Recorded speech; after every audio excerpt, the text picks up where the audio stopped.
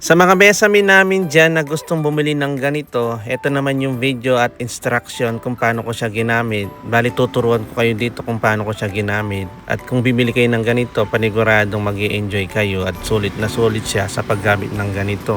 At katulad ko kayo na hindi na kayo mamamblema kapag kailangan nyo na magpahangin sa gasolinahan, ito na lang gamitin nyo.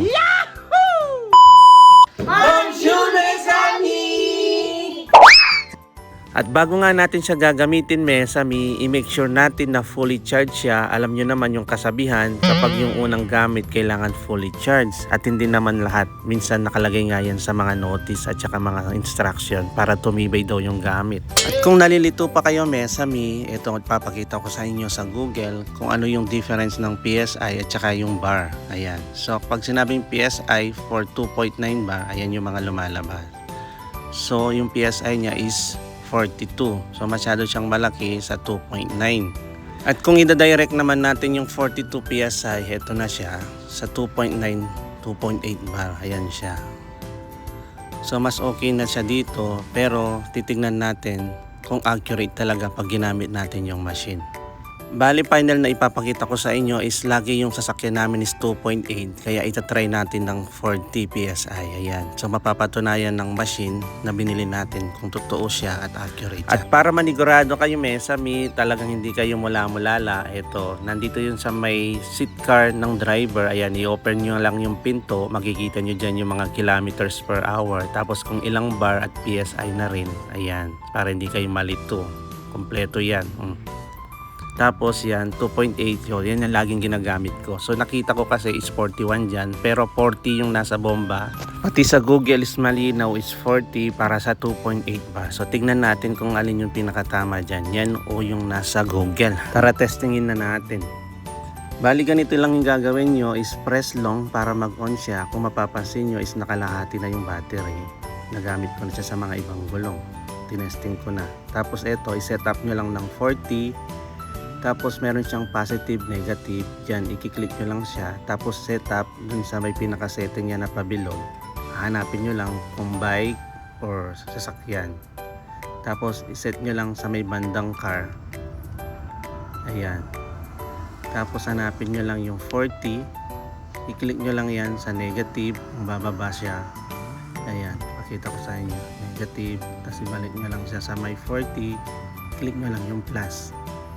Ayan. Kapag nakaset na siya ng ganyan, so i-make sure nyo is nakalagay yung car para naman accurate at eksaktong accurate at hindi masyadong delikado pagdating sa pagbobomba. Turn on nyo lang yung light, tapos i-connect lang yung hose sa gulong, tapos magbiblink siya, tapos pag nagbiblink na siya, ganito ang mangyayari. Pindutin lang yung power mode, ayan, aandar na siya.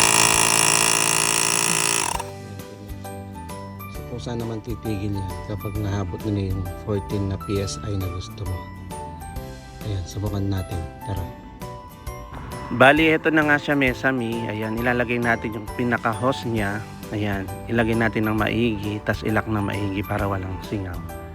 Tapos, pagkalagay na nga natin is ito turn on na nga natin yan. Tapos, set up ulit.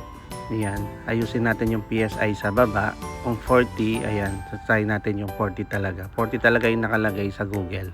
Ayan. Pag ready na, so kailangan natin i-connect. Tapos, i-turn on yung light muna bago isasalpak. Ayan. Kapag nakailaw na yung light, tapos i-connect lang yung hose sa may pinakapito ng gulong, tapos click. Ayan. Pag hindi siya nagbiblink yung light, try nyo i-click ulit. Ayan. Kapag nagbiblink na siya, ready to pump na. Ayan.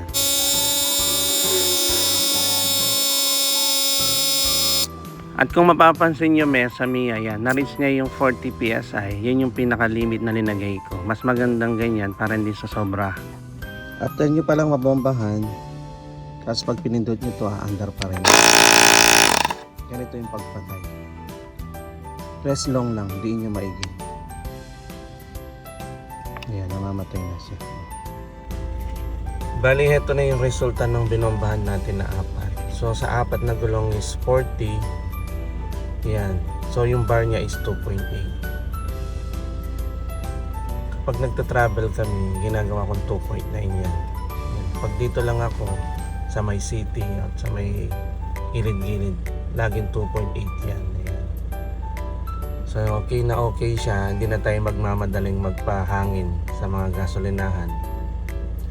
Minsan sira yung mga nasa gasolinahan. So very good yan. Sulit naman. Sakto yan. Nice one. Hindi na tayo magmamadali o magraras na tumakbo sa gasolinahan para magpahangin. I love it. So very good dyan yung nabili namin ni Moramur na Iflin Portable Car Air Pump. So dumali ya. Sana tumagal ya. So paano yan, Mesami? Hanggang dito na lang po muna. God bless everyone.